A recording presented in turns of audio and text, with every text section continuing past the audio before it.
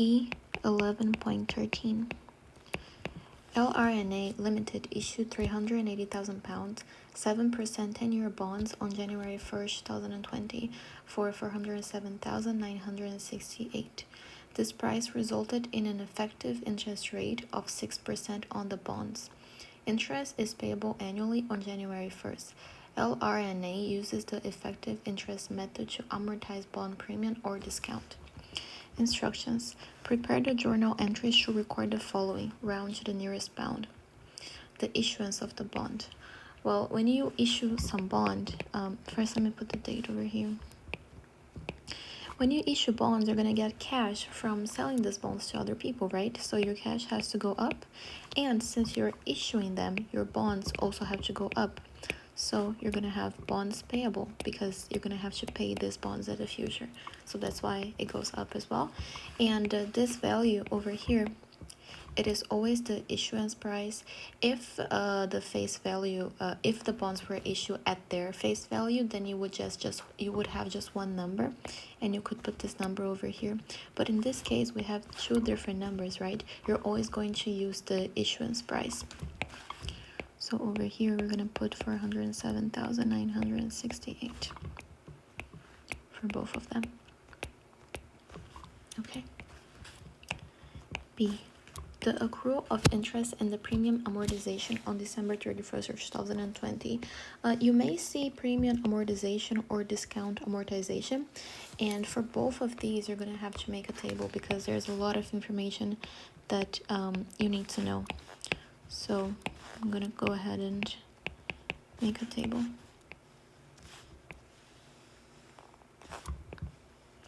And you're going to need 5 spaces.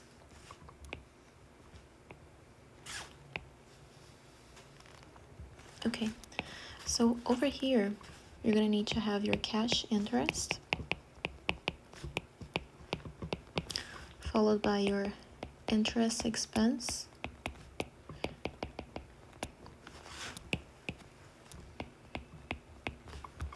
and then here it would be either the discount amortization or the premium amortization. In this case, we have a premium. And the book value of your bonds payable.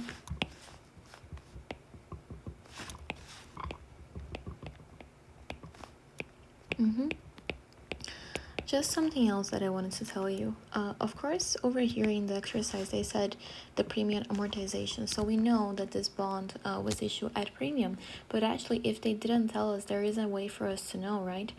Actually, there are 2 ways for us to know. The first thing that we can do is look at the rate. They said that if you take a look over here, the effective interest rate is 6%. Effective interest rate means market rate, right? And the other one is always the contract rate. In our case, our contract rate is 7%. So what does that tell us? That tells us that our market rate is less than our contract rate. And every time our market rate is less than our contract rate, we have bonds issued at premium. If our market rate was bigger than our contract rate, the bonds would have been issued at discount. Like this, okay? This is the first way. The second way that you can know is by the value, right? Because the issuance price is bigger than the face value. So that means that is also a premium bond. But here they told us, but if they didn't, we would also have a way to know. Anyways, it was issued on January 1st of 2020, right? And we're gonna have to accrue until December 31st of 2020. Okay, so in theory, we actually don't need that many dates, but I'm gonna go ahead and make a little bit more just so you can understand the process better until 2022. Okay, all right. Then the first column that we have is the cash interest. The cash interest is the one that doesn't change. It's the interest that you would be paying every year or every month because of the value that you sign on the contract. So the way that I think about it that helps me to remember is that cash interest starts with a C, right? So this is always the contract rate that we're going to be using. In our case, it is 7%. And this column will not change. Then we have the interest expense, which is the other rate, right? Which is our market rate that we're going to be using. In our case, it is 6%. Then we have the premium amortization, and we have the book value of bonds payable. So these kinds of table, you're going to have two kinds of them, right? You have the table for the premium amortization, which is the one that we're doing right now. And we have the table for the discount amortization. For the discount amortization, the table is exactly the same, except that this part says discount amortization, and this part over here, if it is a discount, you have to think that it is counterintuitive, which means that if it is a discount, you have to add. But since here it is a premium, you have to subtract. So just think that is very counterintuitive. If it's premium, you subtract. If it is discount, you add, like that. So this column over here, we're going to be subtracting, just so you know. Okay, so the cash interest is the interest that you would be paying every year, like you agreed upon, right? So the contract was 380, and the cash interest is based on the contract rate, which is 7%. So this value is not going to change. Let's see how much that is.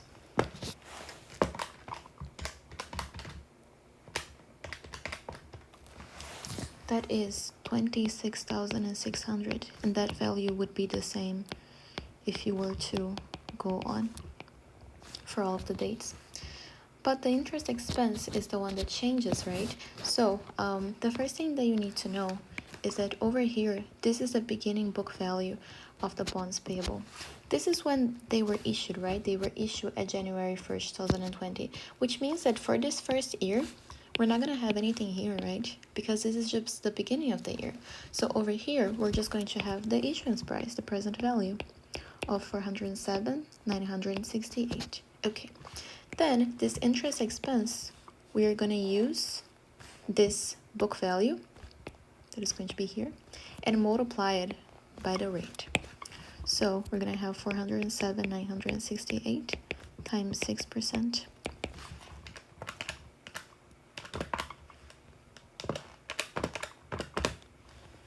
And we can round it, so it is for 24,478. Okay, now over here, this column, like I said, this one is a premium, but if it was a discount, it would be discount amortization. If you get in doubt, you don't know how to find this number, just think that this number can never be different. So just subtract the smaller number from the bigger number. So over here, this is what we're gonna do.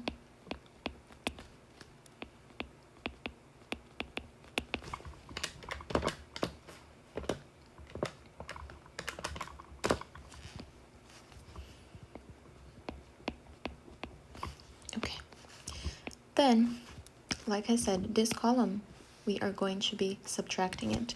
So we're going to have the previous book value of 407,968 minus this discount amortization that we just found out.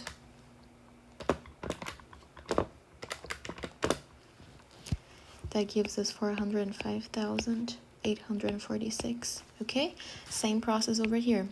Book value times the rate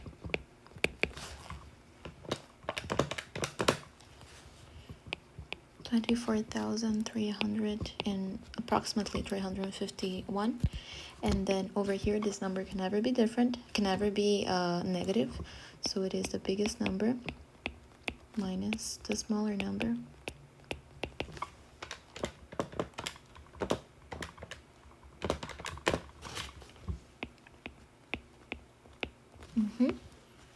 And here the previous book value minus that premium amortization.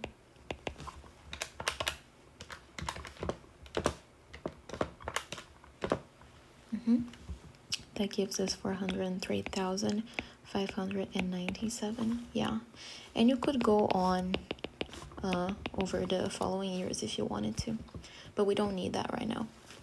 So it's asking us to accrue the interest for the premium amortization on December 31st of 2020. Okay, so here we just have January dates, right? That is because on January 1st of 2021, that's when we pay the interest for 2020. And the same for 2022. That's when we pay the interest for 2021, and so on. So if they're asking for the amount on December 31st, 2020, we have to look at this column over here, right? And we're looking for the premium amortization. So the value that they actually want to know is this one over here, 2,122. But we have to make an entry to accrue that interest. So over here, we're going to have December 31st of 2020. Okay, we are going to have first the interest expense because this expense is going up. So it has to be debited. And over here, we're going to have the interest payable that it is also going up. You should be familiar with the positions right now, but just in case you are still a little bit in doubt, all of expenses, they're like assets, right? So the increases happen on the debit side and the decreases happen on the credit side. Over here is on the debit, so my expenses are going up. My interest expense is going up. For interest payable, all of your payables, they are liabilities, which means that the decreases happen on the debit side and the increases happen on the credit side. So over here, it is an increase because your interest payable is also going up. Okay, now you're left with the premium amortization amount, right? We don't have an account for premium amortization or discount amortization. So what we do instead is we credit or we debit bonds payable. So over here, we're gonna have bonds payable. And you might ask, why is the position like this? Like I said, all of your payables are liabilities that you have to pay in the future, correct? So your decreases are going to happen on the debit side and your increases are going to happen on the credit side. Over here, we're debiting because we are decreasing the amount of your bonds. And how can you tell that? From over here, right? We're subtracting. We are subtracting them. So that's why we are debiting. If you were doing a discount amortization table, just like I told you, here would be a plus, correct? Yes, then your bonds payable would be on the credit position over here. But since it is over here, it is a minus. That's how you know. Anyways, your interest payable is the amount that it is payable to you every year, like the amount that you have to pay every year. So according to the contract and the rate, this is the amount that we have to pay, right? So this one is going to be 26,600.